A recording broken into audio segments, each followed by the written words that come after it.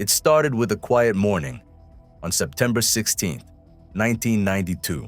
Inside the Bank of England, phones were lighting up, dealers shouting across the room, and the British pound, once a symbol of stability, was suddenly in free fall every few minutes. Another £1 billion vanished from the nation's reserves. Interest rates were climbing toward 15%. Mortgage holders were panicking, and behind the chaos, no one knew who was responsible for the storm tearing through London's financial district. By nightfall, the unthinkable had happened. Britain had surrendered to the markets. Its government, humiliated. Its currency, broken. And somewhere in New York, one man had just made $1 billion in a single day. He wasn't a politician. He wasn't a criminal.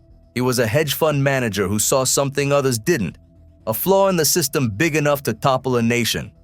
This is the story of the man who broke the Bank of England. And by the end of it, you'll understand how one idea, one bet, and one moment of panic changed the way governments fight the markets forever.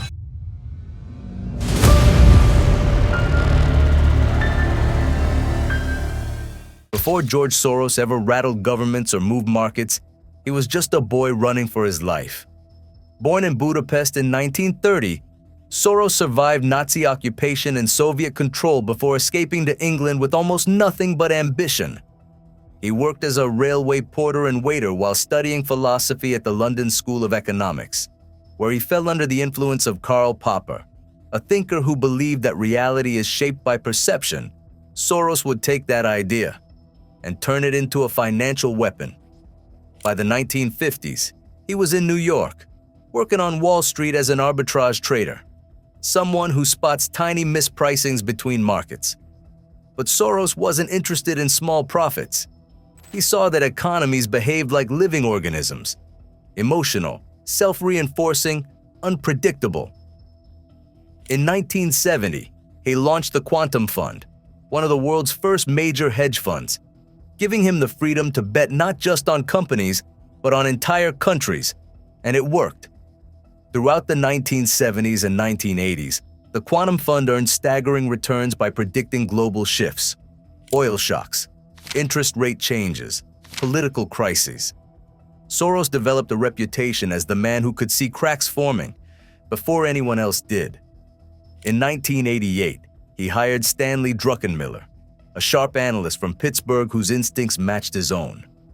The two rarely agreed on everything. Their arguments were legendary. But together, they built one of the most successful partnerships in financial history. By the early 1990s, Soros and Druckenmiller had built a $10 billion war chest. They were macro strategists watching the fault lines between nations and currencies. And soon, their attention would shift to one country whose economy was stretched to its breaking point: Britain.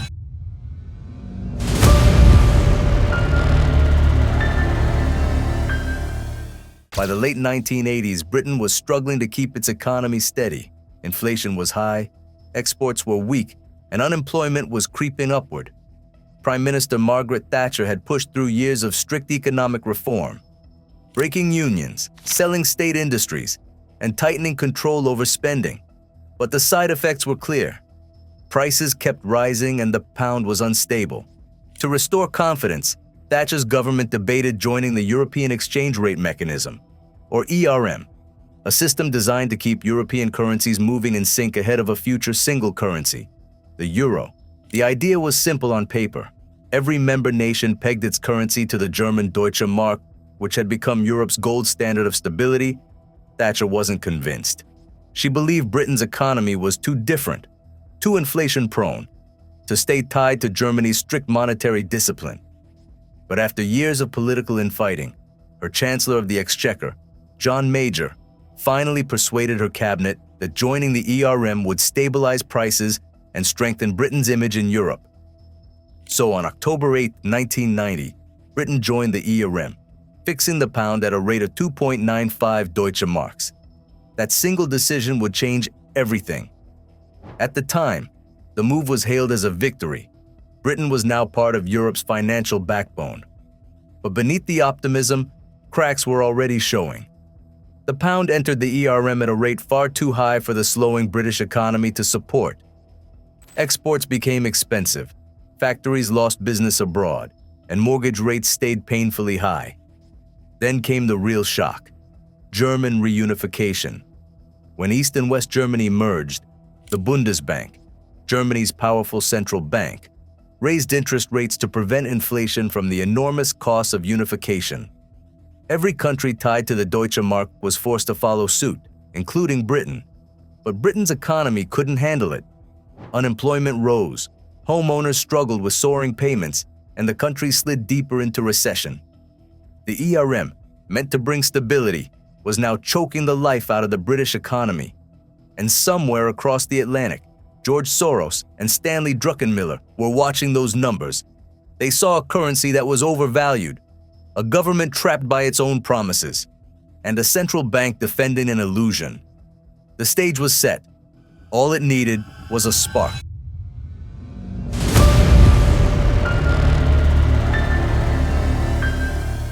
By early 1992, Britain was trapped inside the European Exchange Rate Mechanism, the ERM, a system meant to stabilize European currencies, but one that was slowly strangling the UK economy. Under the ERM, each member had to keep its currency locked within a narrow band against the German Deutsche Mark. If the pound weakened, the Bank of England had to burn through billions of pounds in reserves to defend it. That setup worked for Germany, whose powerhouse economy thrived on high interest rates. But for Britain, already deep in recession, it was a nightmare. Businesses were closing, unemployment was climbing, and homeowners were crushed under rising mortgage rates. Still, the government refused to leave the ERM. Admitting failure was politically impossible. Across the Atlantic, George Soros and his strategist Stanley Druckenmiller saw what others ignored. Britain's situation was mathematically unsustainable. Germany's Bundesbank kept raising rates to tame inflation after reunification, forcing Britain to follow, even as its economy was falling apart. The numbers didn't lie. The pound couldn't survive this pressure forever. By the summer, the cracks were spreading across Europe. Italy's lira was wobbling, and Danish voters had just rejected deeper EU integration. Confidence in the ERM was evaporating. Soros and Druckenmiller began quietly shorting the pound, borrowing sterling and selling it for Deutsche Marks, a direct bet that Britain would be forced to quit the system. Then came September 15, 1992. In Frankfurt, Helmut Schlesinger, president of the Bundesbank, casually told reporters he could not rule out that some currencies might come under pressure. That one vague comment sparked panic across markets. Druckenmiller sprinted to Soros's office. Soros gave the order: go for the jugular. Overnight, the quantum fund shorted $10 billion worth of pounds. By the next morning, the battle for Britain's currency had begun, and history would remember it as Black Wednesday.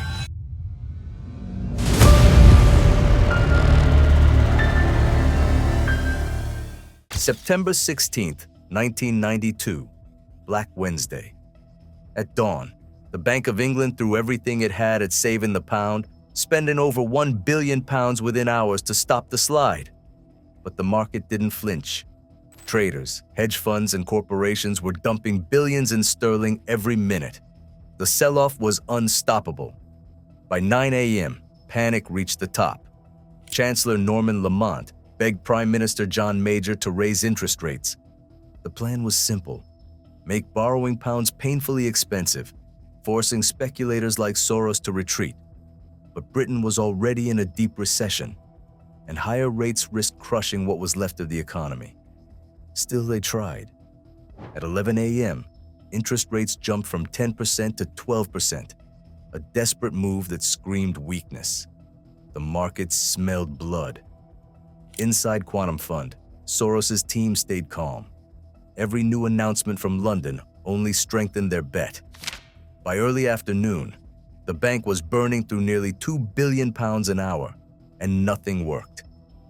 At 2:15 p.m., Lamont tried one final shock. Rates would rise again, to 15%. But instead of saving the pound, it shattered confidence.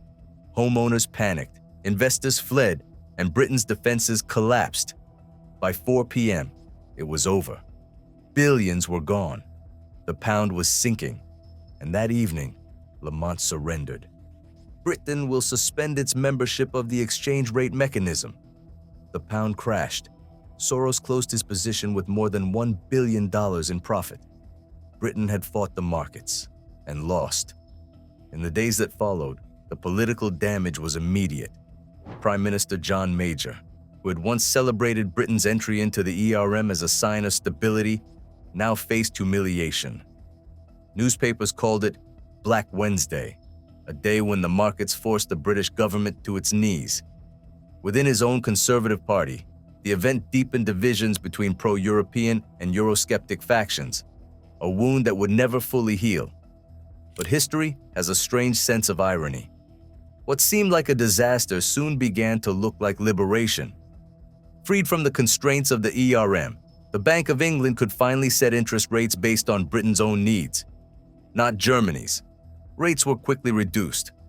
Businesses found room to breathe again, and exports became cheaper thanks to the weaker pound. The recovery was slow at first, but steady. By 1993, growth had returned. By 1997, the British economy was expanding faster than most of Europe, and unemployment had dropped sharply. Black Wednesday, once seen as a national humiliation, started to look like the turning point that saved Britain from a deeper recession. As for George Soros, the victory made him a global icon. His quantum fund had earned more than $1 billion from the trade, while others who followed his lead also made fortunes.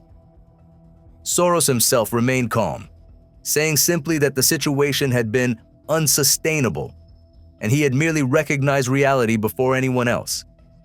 In truth, Soros didn't break the Bank of England. He revealed what was already broken, a policy built on political pride rather than economic sense. And in doing so, he changed forever how governments thought about markets, and how markets thought about governments.